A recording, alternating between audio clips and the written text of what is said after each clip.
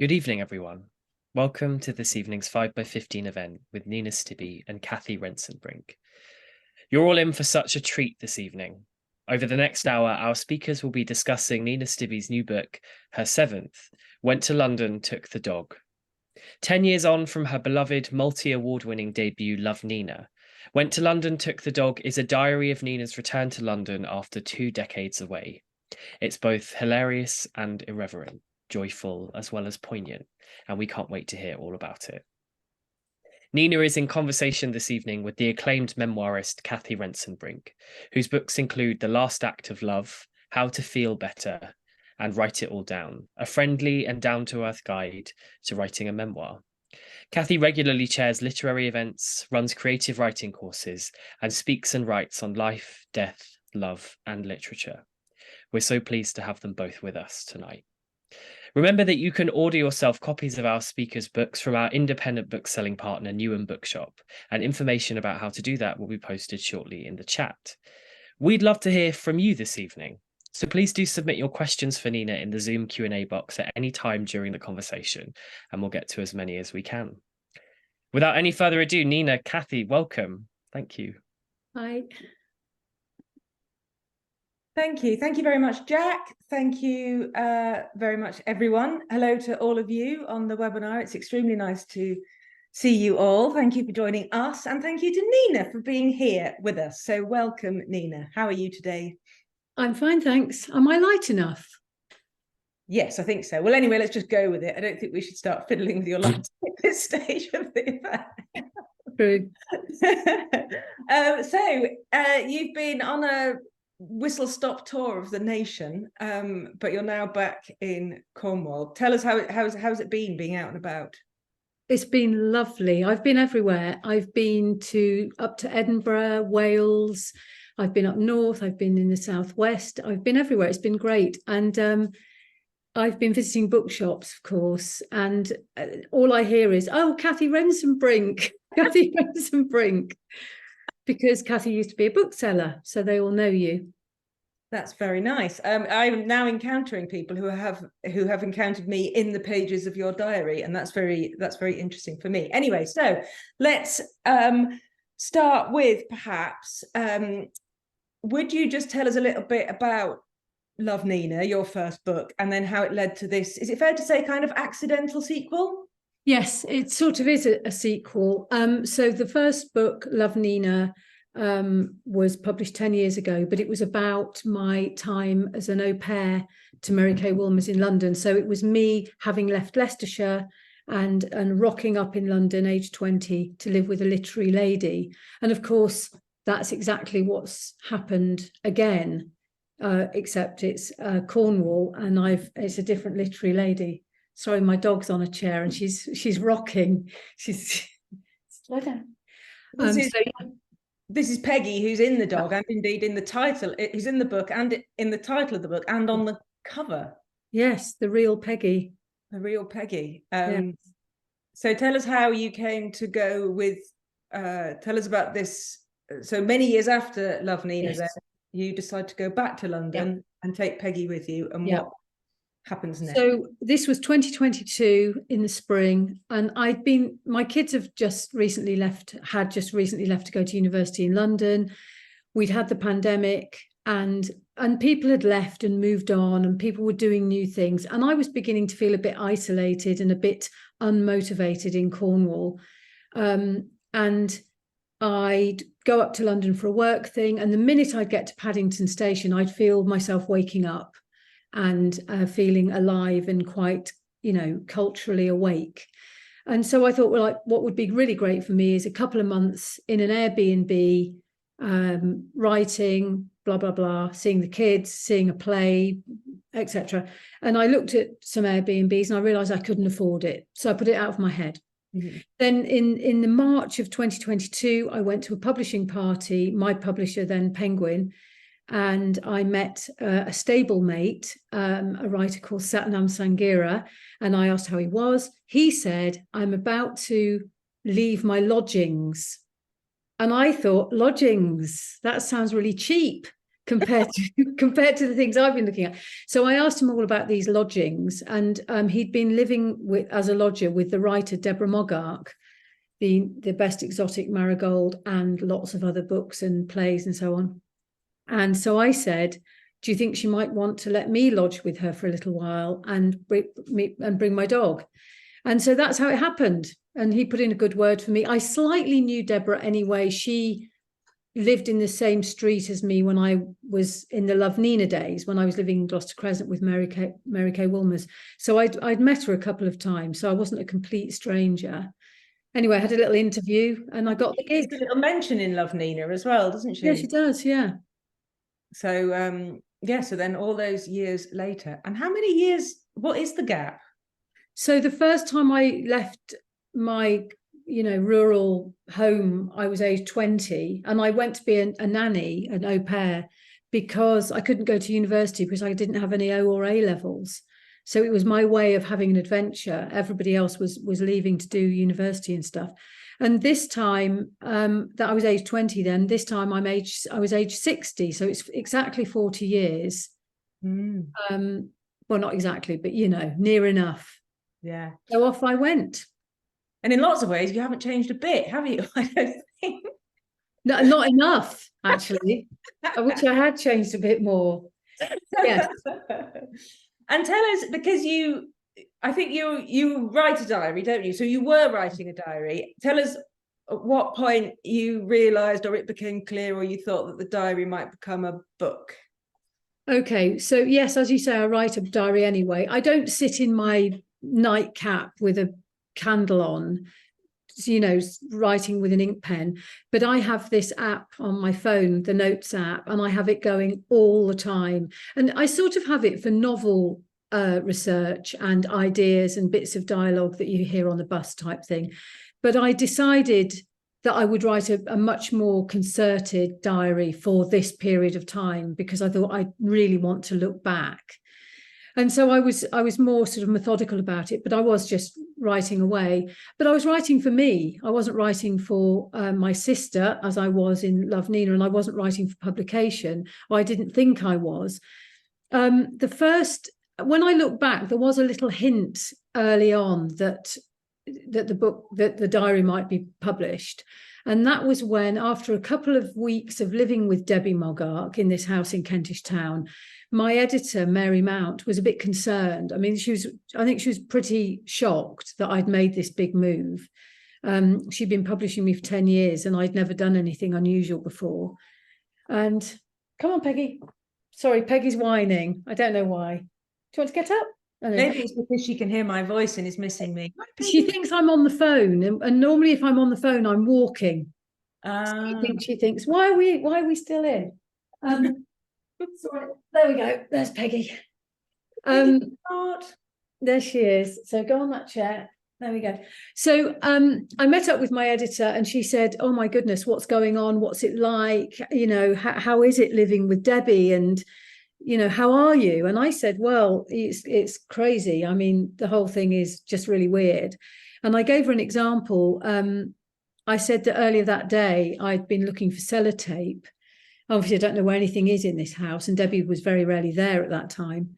And I was searching through drawers and cupboards and I came to this really grotty drawer full of, Rizzler papers and screwdrivers and spiders. And there was this horrible little mouldy box and I opened it up and there's Debbie's OBE medal. And I was really shocked and I thought, oh, okay, yeah, she's an OBE. And I'm not usually impressed by that kind of thing, but because it was a real person that I lived with and she was my landlady, and also I've been having really negative thoughts about her. I've been thinking, why does she keep all this ornamental garlic that's now infested with flies? Can I chuck it away? And I thought, she deserves that garlic. I'm just going to be much more respectful. And I sent Debbie a text and said, Debbie, just found your OBE. And she replied as if she could read my mind, good, maybe now you'll respect me. So I told that to my editor, and my editor said, I realised when I look back, said, I hope you're writing all this down. And of course I was. But anyway, I still didn't really think I'd publish a diary because I was, supposed to be writing a novel. But then about 6 months into this year, my editor did say, can I have a look at that diary?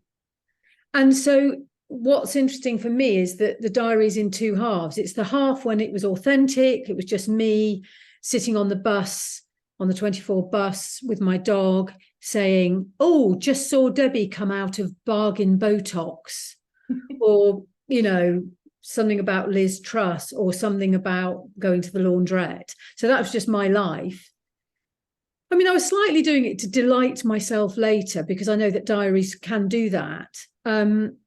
But I wasn't doing it for all of you. I was doing it sort of for me. And then it changed. And, you know, I can't deny that it did change. So in the first 6 months, Debbie might say to me, my landlady might say to me, would you like to come out and see an absurdist play where they throw toilet paper at you? And I'd say, no, why would I? And the second 6 months, I'd be like, yes, diary. My daughter tried to get me to go on an electric scooter. First 6 months, no way. Second 6 months, I'm thinking, well, yeah, I'll do it. I'll overtake a bus on an electric scooter on Camden High Street. That's okay. So it did, you know, half and half. See if you can see the join. Yeah, very good, very good. Would you like to read us a little bit from it? Well, I've got a little bit that I read that's about Debbie. So remember, will you, that I moved in after Satnam Sangira, and he'd lived there for probably about a year. And Debbie really liked Satnam. She didn't ever call him Satnam. He was darling Satnam. And they obviously had a great time together, even though he clearly let all her shrubs die, because I had to prune them hard to bring them back to life. But anyway, so Debbie loved Satnam, and this is very early on. And this is when I was just writing the diary for me. 10th of May, Debbie came back singing the praises of Satnam's new flat, and especially his new extendable hose pipe. 12th of May, new hose pipe has arrived. Debbie reads the packaging gleefully. Impressive at full expansion. Spray gun with 7 functions. Once fully expanded up to 3 times its original length. Debbie used new hose, front and back. 13th May. Debbie enjoying new hose. 18th May. Handyman tells me to never leave the new garden hose engorged. You must empty all the water out, he says. They can't stay like that for long. Later, I pass this information along to Debbie, and she tells me she knows that. She read the instructions, but she's never managed to get it to go limp. It just stays engorged for me, she says. I saw her the other day and I said, how's the hose? I mean, obviously the hose is now 18 months old. And she said, oh, it hangs in the garden, Nina, very limp and forlorn.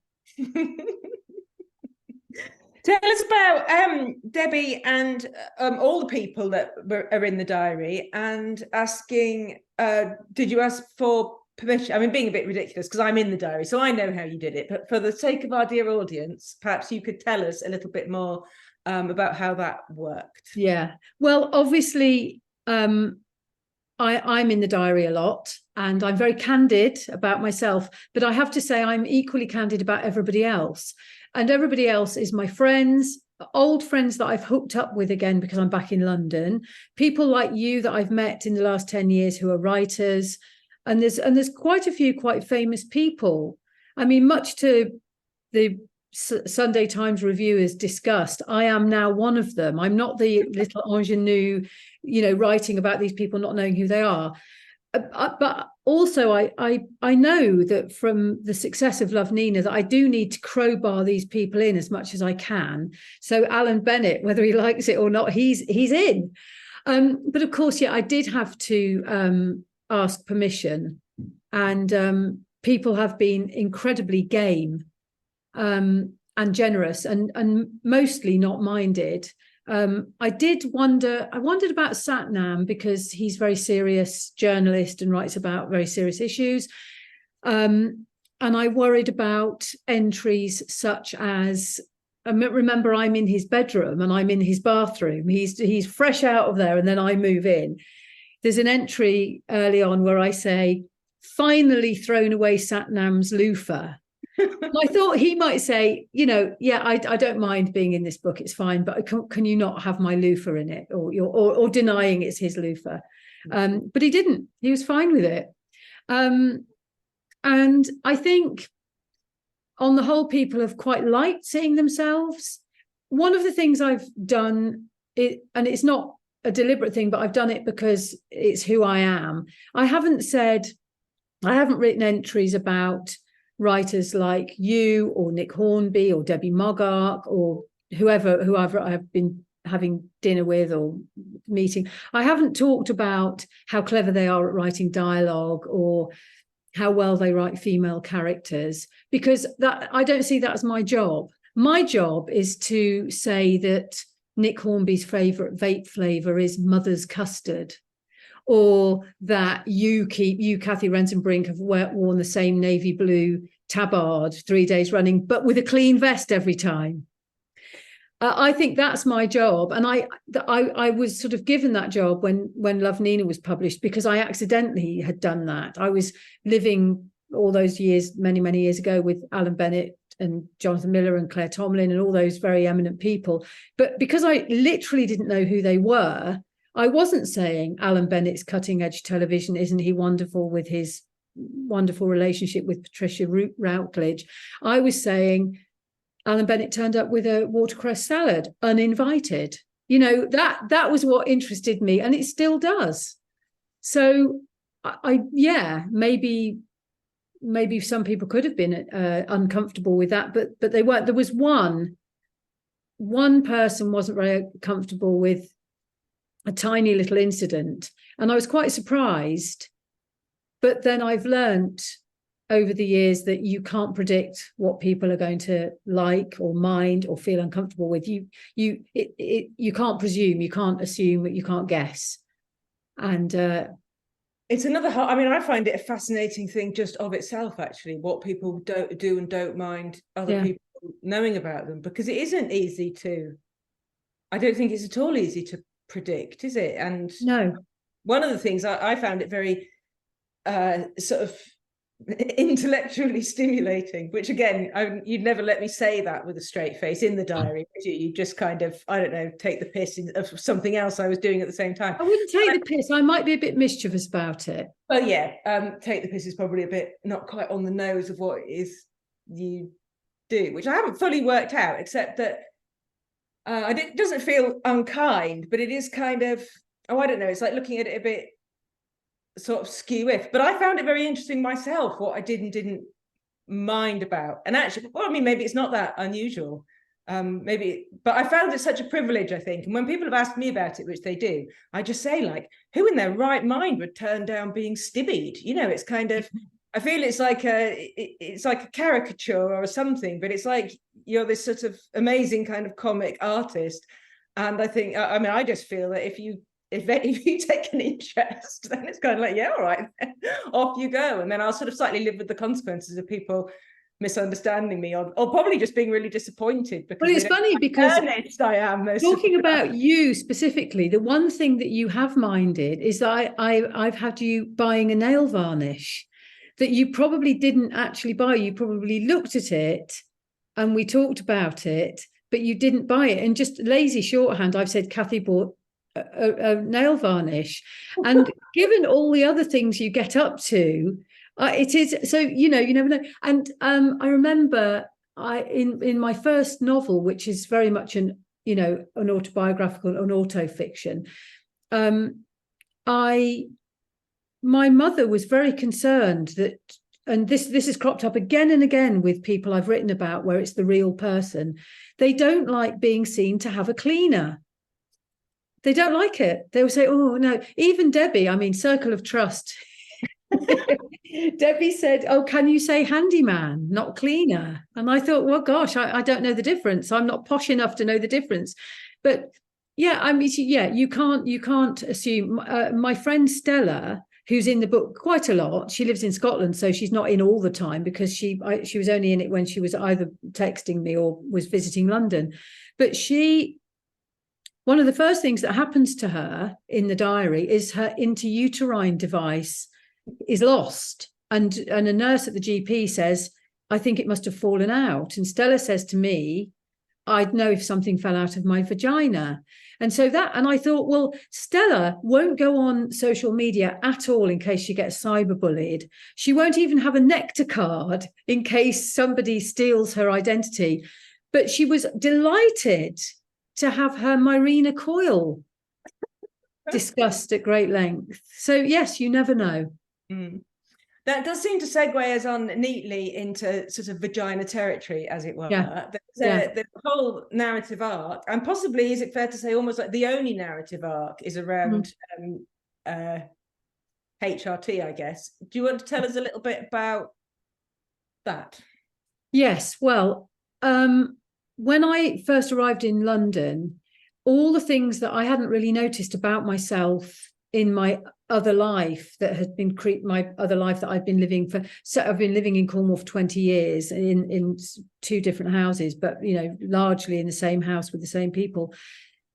All the sort of things that had crept up on me were suddenly very evident to me. So, for instance, on one of the first days in London, I was walking my dog and she picked up a chicken bone off the street, which is a thing in London, and you don't really have that in Cornwall so much. It would be a pasty, a much safer food item. I had to fight to get it out of her mouth, and I did a bit of wee. And I realised that I'd got this symptom of menopause, And so I was very interested in these new pals that I was hanging around with, including you. I was interested in where they were at on the menopausal journey and whether they were weeing themselves or feeling angry or feeling sad or, you know, feeling lacking in confidence or whatever. And so I became very interested in that, and I wrote about it a lot in the diary. So I met up with a friend that I know quite well, but I hadn't seen her very often because she lived in London, I lived in Cornwall. And so I was suddenly saying to people, do you wee yourself? Why are you sitting on that carrier bag? And they say, oh, because I've got a cough. And I go, yeah, but why? And yes, they're weeing themselves. And some people very up for it and open and were on HRT and wanted to talk about it. And other people were completely in denial. And they were saying, it's just age.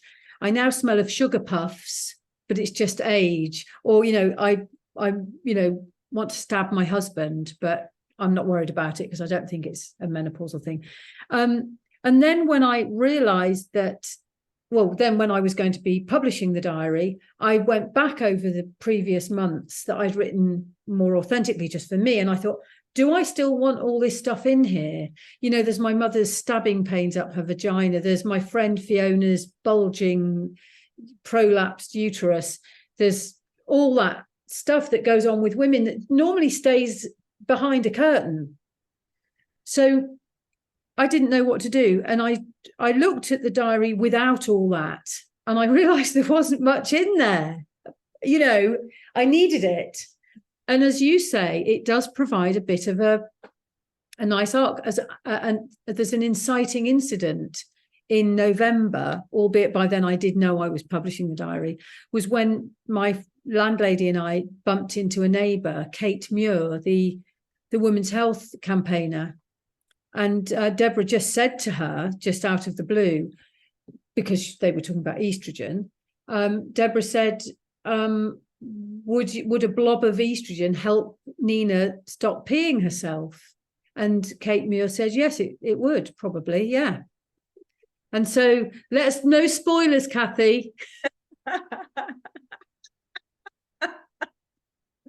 I think, and sorry, I'm going to be earnest now. I think so. I really enjoyed all that in the diary. I enjoyed reading it because it's funny and it's interesting and it's the sort of stuff that you don't often get told. But actually, I think it was a really important public service because I know things have changed rapidly, even over like the last 2 or 3 years, haven't they? Because of like Kate Muir and Davina and documentaries, but like really recently, you just couldn't get any information about, and people you didn't know yourself. That there were various things that were that it was all that the estrogen declines post 40. So if we're getting very anxious, then it might be about that. And I didn't know that until I was about 49 and a half. It'd have been helpful if I'd known that when I was 42, and it would have been a lot less anguished in those intervening years. Yeah. So I think that I do think there's this, I think just any information that, well, I wanted to say helps women, but I was talking to my cousin and her husband, actually my cousin and his wife recently, and he was very brilliant. And he said, like, if this was happening to men, it would have been fixed a long time ago, because it's everyone, isn't it? It's women, but it's also the people that live with women, and just the not knowing. And I mean, what's been interesting to me is I'm now 61, so I'm well into the age bracket, and I'd got these two opposing forces. One force was people like you who actually do take an interest in this kind of thing and are very medically aware. And you have actually been saying to me for a couple of years, HRT type things. You've been analysing yourself and thinking about it. But in the other force is all the women, the generation ahead of me, my mother's generation, who were very frightened of it and had been put off it and had been told, if you take HRT, your leg will drop off, or you'll, grow a beard, or, actually quite seriously, you'll get ill. And they were allowed on it for a bit if they were really bad, but then they had to come off it once they retired from work because they didn't need it anymore because they weren't going out to work, that kind of thing. And I think as well, definitely the moral dimension, that it was like weak and feeble to need that. Like, you've got to tough it out and carry on. Yeah. So I had those two things going on, and the narrative that suited me was all this stuff. It's just your weak pelvic floor because you've had a couple of kids, and you just shouldn't laugh as much, and you shouldn't drink as much caffeine, and you've just got to wear a pad. And so it's really nice that people like Davina, people like Kate Muir have started talking about it, because I think that's really brilliant. And of course, I've joined the bandwagon. But the other day I was taking a lot of praise. I have taken a lot of praise for showing this side of women's lives. I've been quite smug and happy to take the praise. But then I was really annoyed the other day, because I now think of it as one of my things. And I saw Mariella Frostrup doing this on Instagram, going, hello, guess what I'm doing? Yes, I'm doing pelvic floor exercises. And I thought, no, Mariella, there's enough of us in this crowded market now. You carry on with your book stuff. This is for me and Davina and Kate Muir. That's enough now. So, I mean, it is out there. Thank goodness. Which is very good. Yes, it is very good. Tell me, so one of the other great joys for me in reading it was the presence of your children in the diary, who I know in real life, and it's always a great pleasure to me to spend time with them in real life, and I enjoyed them on the page. Tell me a bit about deciding to put them in the diary and what they thought about that. Well, they were in, obviously, because I was writing it just for me. So they were very much in. They both live in London. They were a very short scooter ride from my new house, my new lodgings. So I saw them a lot. And like most young people, they're delightful. Young people just are bloody lovely. And, if young people had been as lovely as young people are now, when I was a young person, I think I might be a bit more sorted. They're just so kind and nice to each other and generous and funny. I couldn't not have them in. They're very different. My son is a politics student and my daughter is, or was until very recently, an art student. So they satisfy two very different sides of me. And Debbie took to them. The thing about Debbie Moggark as a landlady is she's one of those people who she just loves a hustle and bustle in the house. Everyone's welcome. So the people were coming in. She would love it if they turned up. Some landladies, they might, just think, oh no, who's this now? But Debbie was very welcoming. She loved them. Both of the kids I mean, I'm saying kids, they're now 21 and 23, so they're grown-ups, but they're my kids. Both work at a cafe that's co-owned by Sam Frears, who I was the nanny to in Love, Nina. He co-owns this cafe with Andrew O'Hagan. And that was quite a nice place for me to go and work. I'd go and sit with my computer there. So I'd kind of gate crashed into my kids' lives there. I'd come back to London, there I was. Then I'm in their cafe where they work part-time. But I sort of slightly defend myself. Somebody asked me, an audience member asked me a question, oh, you know, how did they feel about it? And the way they said it was like, how did they feel about it when you turned up uninvited? And I said to her, this person giving the question, I said, well, it was up north. I said, well, if they were at university in Durham, I wouldn't have turned up because I don't know Durham. But I do think I'm allowed to come to London, whether or not two people I'm related to live there. In fact, lots more people than that I'm related to live there. But yeah, I think they were delightful. And I asked them, do you mind being in this diary? And they immediately said they wanted to be in it. There's a bit of my son's online dating activity in there. I mean, you know, just the chit chat about it, nothing too personal. But and I said to them, you know, you're quite young to suddenly be in this, what's obviously going to be very successful.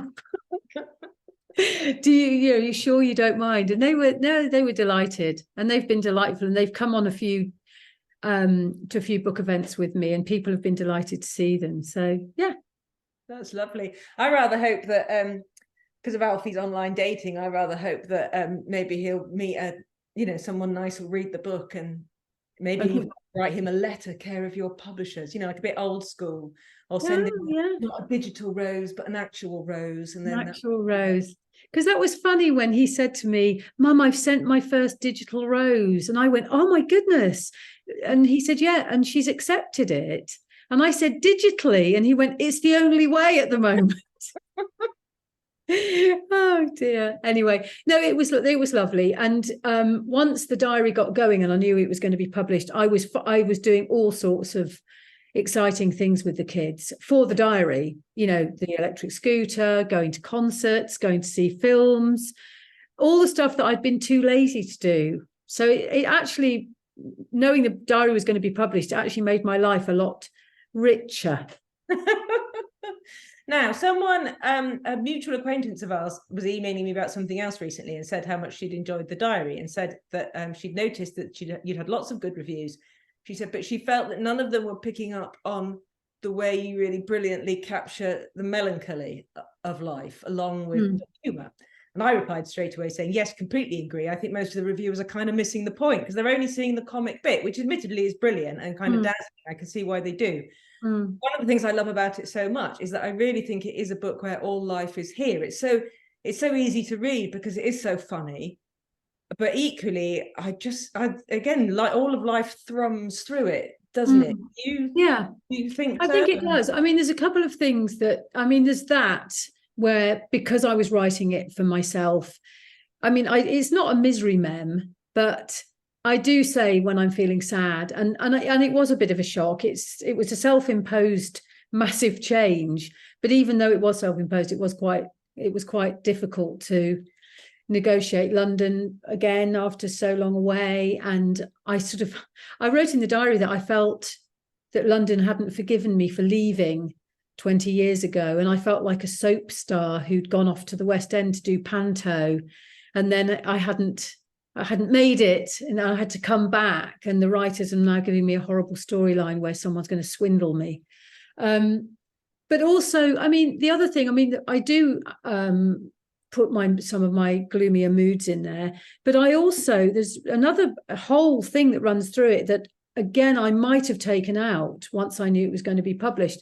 And it's this sort of punctuation of social media, because I look at Twitter. I'm not on Twitter much, but I do look at it from time to time, and I look at Instagram.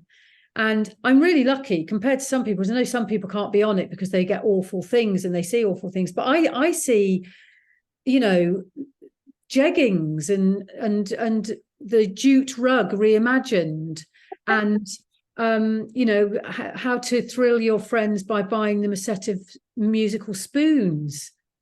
So my social media experience is actually quite nice. So I'd be writing something quite philosophical about, I don't know, moving a long way, and how to make sense of life and being 60, and I'd then suddenly say, oh, it's National Pickle Day. And there was that kind of, gently musing, meandering, and then suddenly, because that's how life is, isn't it? Anyway, when I went to take all of those out, again, I thought, no, that's quite nice, because there's little bits of current affairs, little nuggets of current affair. And lots of quite Gram-worthy things happened. I mean, the Queen died. Coolio died. What else happened? Hilary Mantel died. Yeah. So there were lots of things that was quite a useful way of me delivering the news, because I'm very interested in diaries, other people's diaries, authentic people, not just Adrian Mole and Bridget Jones. I like also, Virginia Woolf and Samuel Pepys and Alan Bennett, of course. And I thought, when I looked back, actually, this is a clever way of me not having to say it. And I didn't want to be too political, but I wanted to be a bit political. So I just find the really nice, juicy stories that showed what was going on. I mean, there was one bit a few bits that my publisher wanted to, that made me take out. And one was, it said that Kwasi Kwarteng was coked up at the Queen's funeral. But that was an actual tweet. And I was saying, no, it was an actual tweet. It was an actual tweet. And they said, no, we can't have that tweet in. But I did have that kind of thing in when I wasn't accusing people of being coked up. But yes, all life was there, is there. I'm going to, because that's very ties in with one of the questions we've had, and I would like to urge our audience towards the Q&A box as well, because it's lovely to see a lovely big range of questions. So do feel encouraged, please. You just pop them in the Q&A box. So this one is, how much editing and reshaping happens when you prepare a diary for publication? So as you just said, there were some things that the publisher made you take out. Tell us a little bit about that question about editing, reshaping. Well, it's a great question, because of course it's as much or as little as you want, and obviously you can't libel people. You can't say someone was coked up at a funeral, even if they were, probably. And you have to, if you've written about any real people, you have to then approach them and say, are you happy with this? And obviously, for me, it depended very much. I mean, if you and Meg Mason and Alan Bennett had said, oh, no, we don't want to be in there at all, take us out, then I might think, actually, without these exciting, interesting people saying and doing interesting things, what's the point? I guess you might think that. How much editing did I actually do? Not a lot, particularly for the first bit of the diary. It's just me rambling about Debbie using the hose, and talking about Debbie's garden, and that Satnam must have been really lazy to let the shrubs die, and how I'm desperately trying hard to keep the garden alive, even in like terrible heat. And also saying, I mean, I was quite mischievous with Debbie, and I did think we might have to do something with that, but she's so cool. There's a bit where I say I have to do the housework behind her back, because she's such a feminist. Women shouldn't waste their time doing housework, and she certainly doesn't do any. So I'd have to wait until she went out and then plump the cushions. So I was then talking about myself being this wonderful housemate, because not only do I clean up, but I do it secretly like an elf. So yeah, I didn't do an awful lot of editing. I took out anything libelous and anything anybody wasn't happy with. There was that person in Jersey who wasn't happy, that I've told you about before, Cathy, this person who told me off for saying that Jersey was a tax haven. And then when I sent that piece to this person, this piece of the diary, they felt uncomfortable. And I would never want anyone to feel uncomfortable. There's no joy in it for me if it's entirely light-hearted and fun. And if anyone feels uncomfortable, it spoils it. I would never want that. No, and that's what I meant about it not being, it doesn't feel to me that it's unkind, like not about me or indeed about anyone. It's kind of, I don't quite know what the word is. It's because mocking isn't the right word either, because all those words that you might use sound like they might be unkind. Yeah, I mean, it is a bit teasing. It's teasing, but again, but teasing can very quickly morph into bullying. Yeah. And laughing at people, and that's just not funny and not nice. And I think it's something that we did. You're much younger than me, but we certainly did a lot of teasing and mocking in the 80s and 90s, and thought it was very, very funny. I mean, it became a huge part of our culture, was literally hoping someone would trip over so you could laugh at them. And I think we know better than that now. And certainly I would never want anyone to feel uncomfortable or laughed at. And so I hope I've got the tone right. I think I have. I did get told off by a bookshop the other day because one of my friends in the book, in the diary, says that she saw this bookshop getting an Amazon delivery. And I didn't think they'd read the book, but they had read the book and they were really cross about it. And I don't think they're stocking my book because of it. And I think, God, you're a radical bookshop. You've probably got people doing murders in books. But just because I've got a friend who said that they saw you getting an Amazon delivery, get over yourselves. God. So Lucy's asking, Lucy says, I dream of a city sabbatical. How do you feel being back in Cornwall? And could that be a sequel? It probably couldn't be a sequel because I'm back in Cornwall, but I sort of think I might end up back in London. I think I now spend a lot of time on my own, and I'm not sure Cornwall is a good place for someone like me who's not used to living on my own. I haven't practiced being on my own. So I think, yeah, it's a good idea, a sequel. I tell you what I'm hoping for.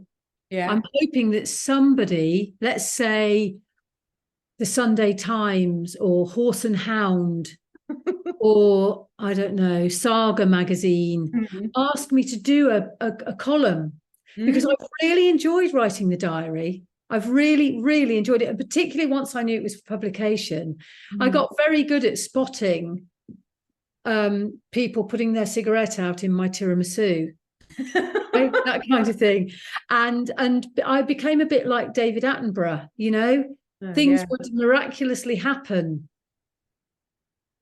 And I suppose it was probably for everything, wasn't it? Because do you find, I find like when I'm writing a novel, I become really interested in the sort of people that are in the novel, for example. And I kind of ignore great sections of interest because that's not what I'm writing the novel about. And then later on, I think, hang on, I've been in a situation where I've seen this, this, and this, and I wasn't paying attention because in my head I was about that other thing. Yeah, and I guess the nice thing about writing the diary the way you've done it is it's just been. Yeah. And I think I really love diaries, reading other people's diaries. And the thing I love about it is that you don't get bogged down with a lot of explanation. In a way, it's easier because it's episodic. You open up, you can read as much as you like, and it almost doesn't matter what's gone before. But almost contradicting myself, you also are expecting a bit more of the reader, because if Francesca suddenly turns up, I'm not going to explain in my diary exactly who that is and why she went to the market. I think you've just got to accept that she just went. Whereas in a novel, for some reason, you have to have a whole bloody run up to why somebody does anything. I mean, I've had brilliant copy editors. I've had 4 novels published, and they've been very, very meticulously copy edited. And I've had copy editors saying to me, "This is the first mention of Bob." And I think, well, there's got to be a first mention. I'm sorry he wasn't on page 1, you know. And so I just love that there's no what's that word? Exposition. Yeah. Don't Yeah. have to, and I'm not a big plotter. I don't love I love the odd really tightly plotted book. I love Mick Herron, Slow Horses and all that, and that's very plotty, and I love that. And I love a bit of, Agatha Christie, but that's not what I do as a writer, and I'm not very good at it. When I do plot, it's very clunky. I mean, it's awful. So I think this could be the new way for me. Yeah, I like Diaries all the way. Jane is saying, at the start of your gap year, you were writing a novel. How's it going? Oh, it's going quite slowly. Was it Jane that asked that? Yeah. Yeah, Jane, I have to say that there's quite a few mentions of me writing the novel in the diary. Quite often I'm writing I say, what have I done today? I've been writing the novel. Well, you have to remember, and again, circle of trust, everyone. My editor was reading this, so I had to say I was writing writing the novel. It was actually quite hard to write the novel. But also another thing was that when I read the diary back, I thought, oh my goodness, I seem like a rich tourist just wandering around, having lunch and, buying fruity soaps. And I just thought that's just not me. I'm not a rich tourist. And so I had to, the diary is very authentic, apart from where I'm saying I'm writing the novel, because I probably wasn't. But I am doing it now, Isabel. That's very good. And that actually makes loads of sense, because thinking about it and having read the diary, and of course having been there for a lot of it, I'm only just realizing that there were lots of times where I thought, like, gosh, she's really getting on with that novel. I don't remember any reports of any actual progress. And if I did it by the date, I could say, like, oh, she said she was writing the novel this morning, whereas actually I know she spent 3 hours talking to me and talking about cereal or whatever. It was too hard. And the thing was, living with my landlady, Debbie, she really did work very hard. She wasn't in London all the time. She was a lot of the time in her house in Kent. But when she was in London, she was working. She had a working day, a sort of a working plan. She'd get up in the morning, have a little breakfast, and then she'd work. And then she'd have a tin of soup and a cigarette, and then she'd work again. And I'd sort of go waltzing in there and start chatting, and she'd look up at me as if to say, what are you doing? It's office hours. Why are you wandering in here with a yoga mat? So that made me feel quite guilty, but I still couldn't really get down to it. I did write an introduction to a novel, not my novel, another novel, but that's pretty much all I did. I was very lazy, distracted. So Jane and Charlotte are asking a similar question, and I'm going to take Charlotte's, but I'm just going to mention that Jane also says she loves December the 15th. But of course, I haven't got a copy of the book, so I don't know. I have. Yes. Jane from Leicestershire loves December the 15th, by the way, she says. Oh, let's find it. December the 15th. Oh, yes. So St Pancras was icy, cold, and all the trains were in a mess because of the strikes. And Peggy and I arrived at 8:30, and then I go off. Oh yes, and I buy the big issue from a vendor. Is that what Jane's referring to? Oh, it's because I go to Leicester. Okay, Leicestershire, yeah, the Leicester trip. Yeah. No, it was a lovely day. I went to hear my mum singing Christmas carols at St James the Greater Church. It was lovely.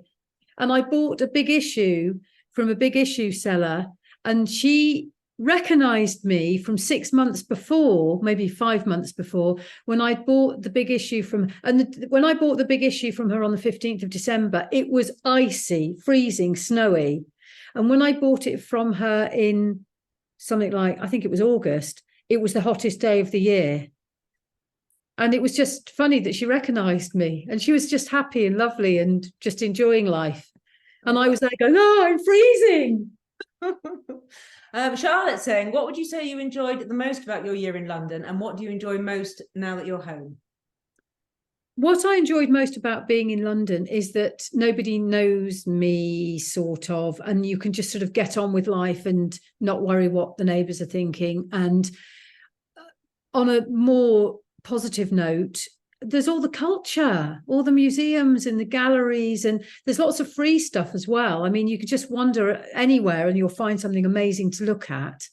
And that was lovely. And I do miss that. I'm in Falmouth now, and it is brilliant. And there's a lot going on here, but you can run out of things to do.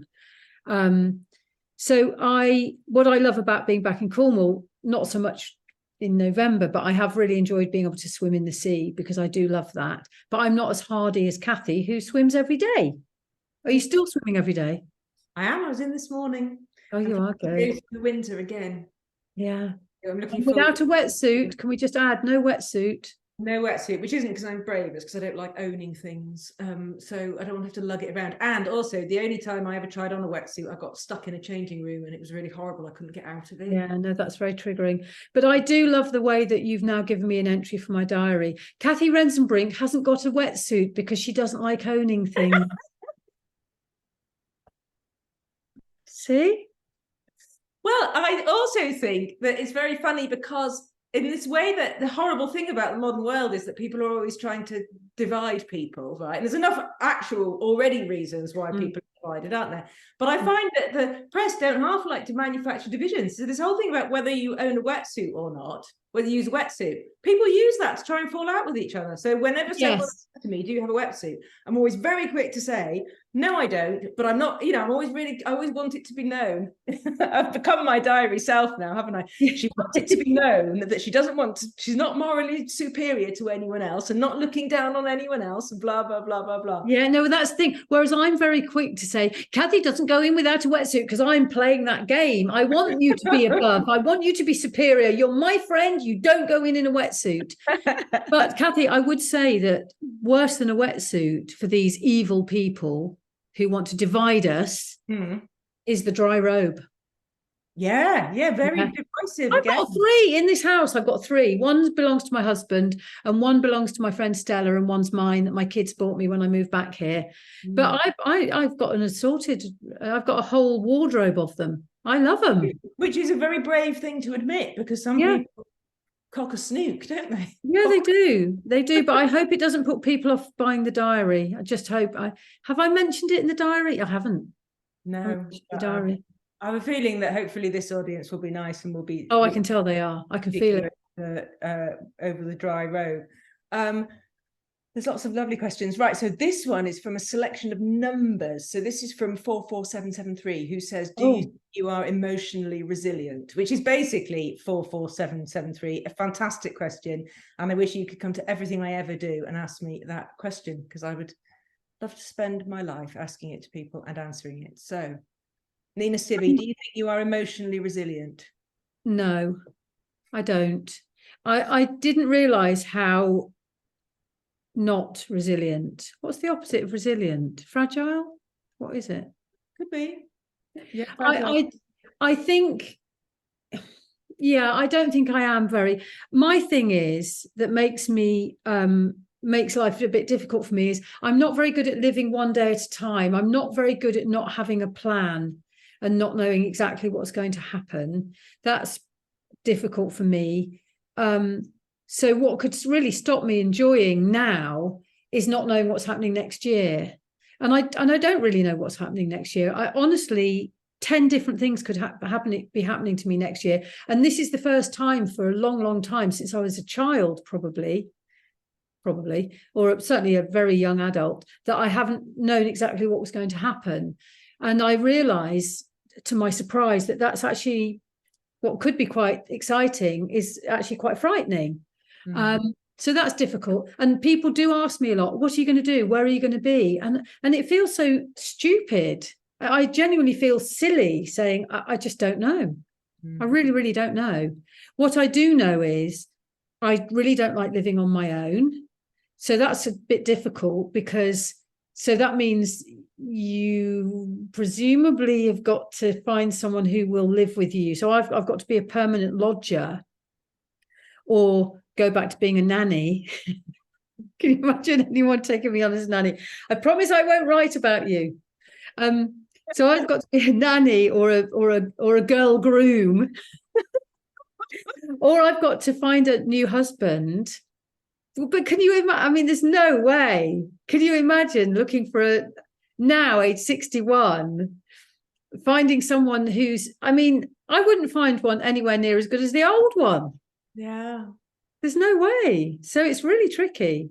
Mm-hmm. Oh God, I've done that awful thing, haven't I? That Elizabeth Jane Howard did.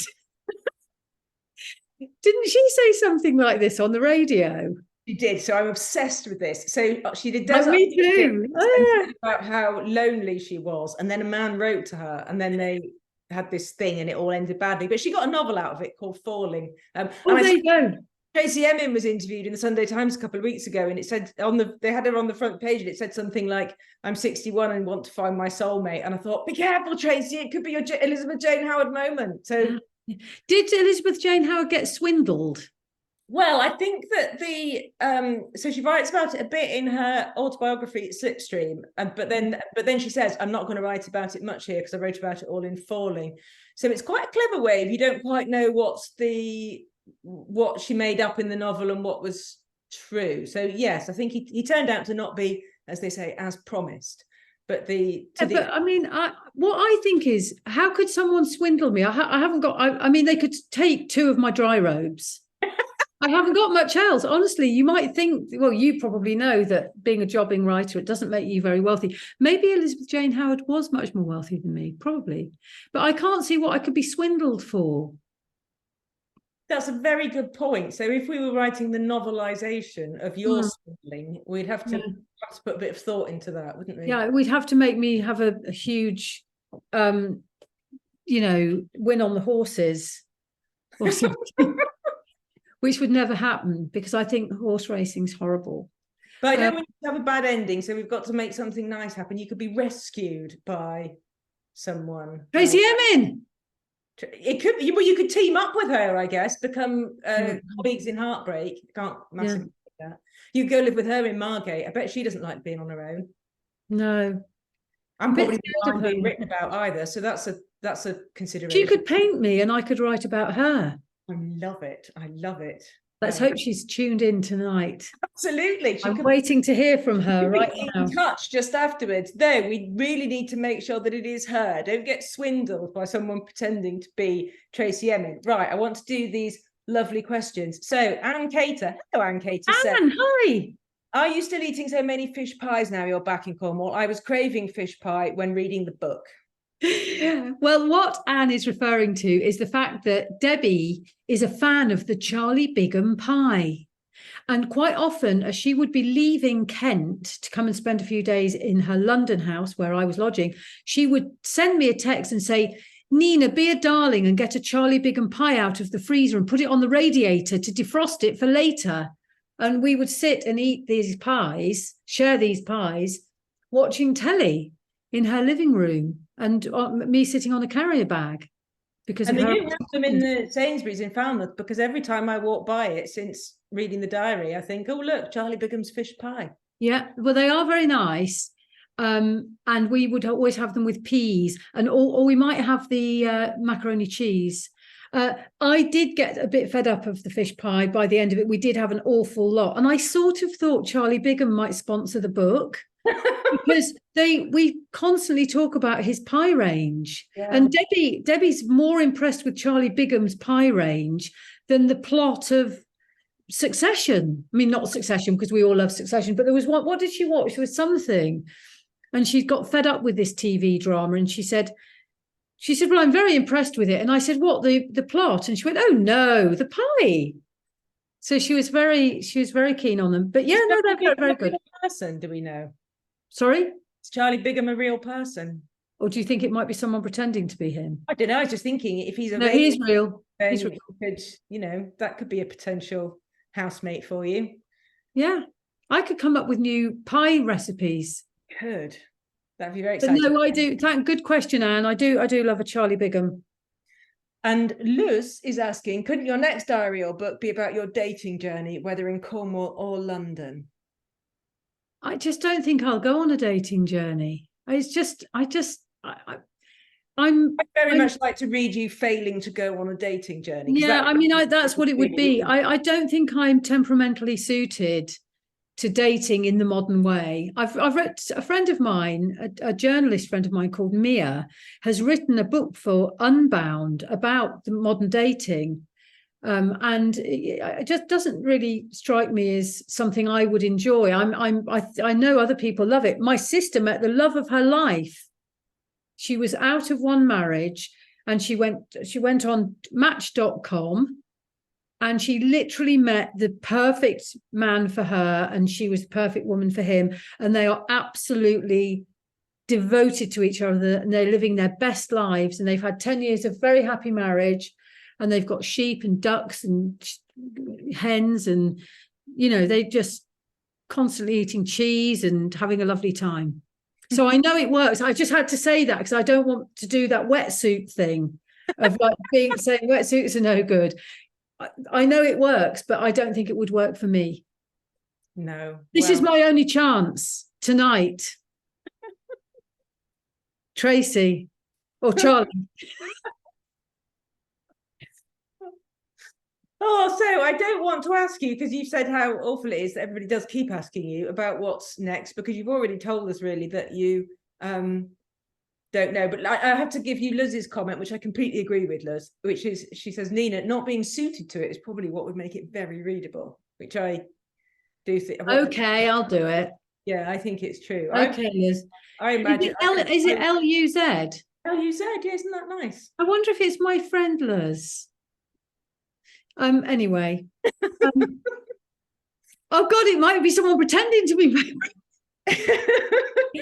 I don't know what I mean, I might do that, but in terms of work, as I say, I mean, I would love to carry on writing diaries, and but partly because then you have to do things, whether it's dating or windsurfing or buying a new dog or rescuing a dog, or inventing pie recipes. So who knows?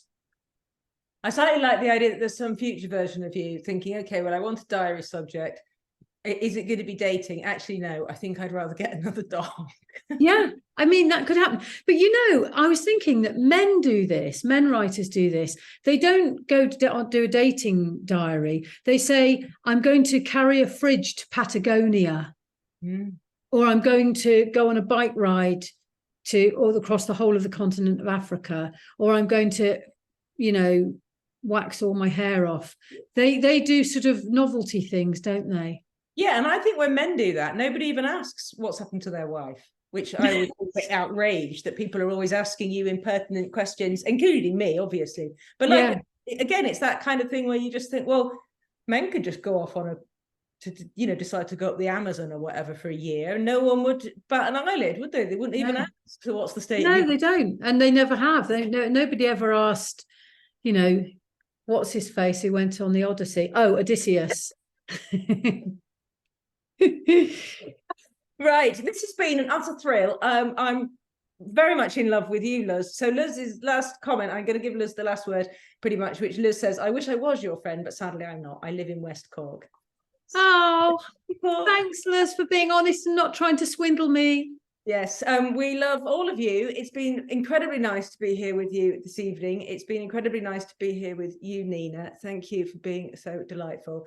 Thank you. All continue to enjoy the diary and enjoy my nail varnish buying scene. And all the other things that you do. And all the other things that I do. Thank you so much, Nina, Cathy. That was brilliant. And we can't wait to see what direction the diary goes in next, whatever that is. So please come back and tell us all about it. And remember that you can buy a copy of Nina's new book from Ewan Bookshop. The details about that are being posted in the chat again around now. Please do log on to 5by15's website to find out about our forthcoming events.